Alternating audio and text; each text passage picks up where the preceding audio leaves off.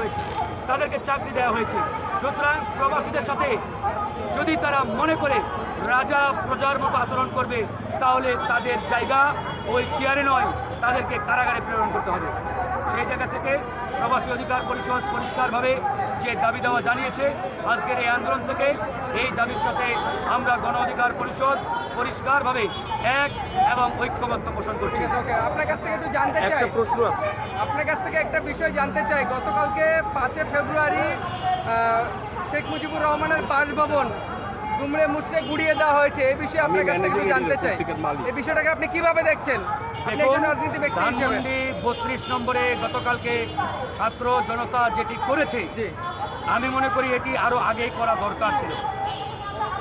অনেকেই বলে থাকেন ধানমন্ডি 32 একটি ঐতিহাসিক বাড়ি। হ্যাঁ, ঐতিহাসিক বাড়ি হয়তো এক সময় ছিল, কিন্তু বিগত 15 বছরে আওয়ামী লীগ এই বাড়িটিকে ফ্যাসিবাদের হেডকোয়ার্টার হিসাবে তারা প্রতিষ্ঠিত করেছে। এই বাড়ি থেকে জনগণের বুকে গুলি চালানোর জন্য নির্দেশ দেওয়া হয়েছে।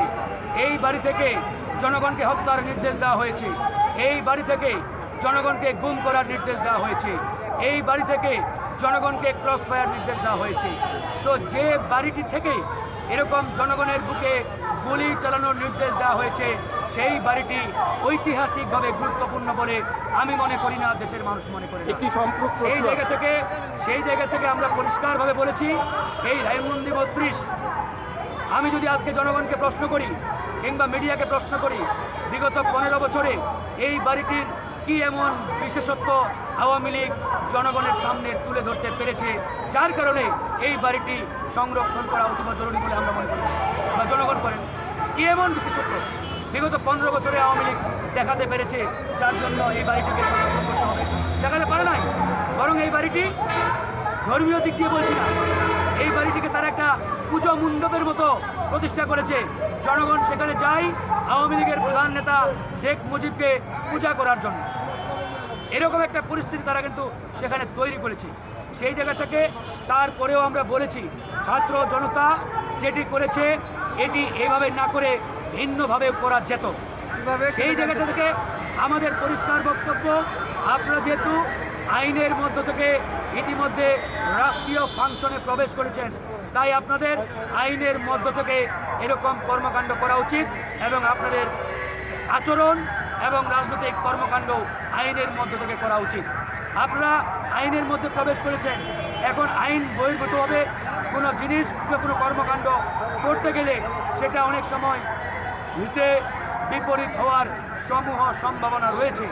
সেই জায়গা থেকে আমরা গণ অধিকার পরিষদ পরিষ্কার, আমরা ফ্যাসিবাদের যে আস্তানাগুলো রয়েছে, ফ্যাসিবাদের যারা দোষর রয়েছে, তাদের প্রতি আমাদের বিন্দু পরিমাণ কোনো সহানুভূতি নেই। কেউ যদি মনে করে থাকেন তাহলে কি ভাই আপনারা ফ্যাসিবাদের প্রতি সহানুভূতিশীল, আমরা বলি নো।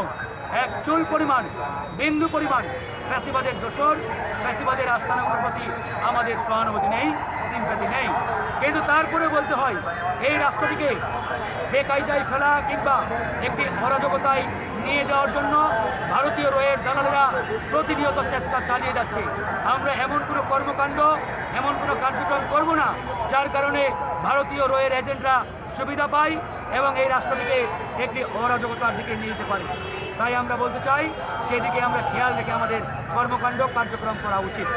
তারপরে আমাদের সব কিছুই জনগণ এবং জনগণের কল্যাণে, জনগণের সেন্টিমেন্টকে ধারণ করে করা উচিত এবং সেটা ইনশাআল্লাহ গণ অধিকার পরিষদ সবসময় করে যাচ্ছে। আপনারা বলেন যে এটা ছাত্র জনতার আন্দোলন, কিন্তু আপনারা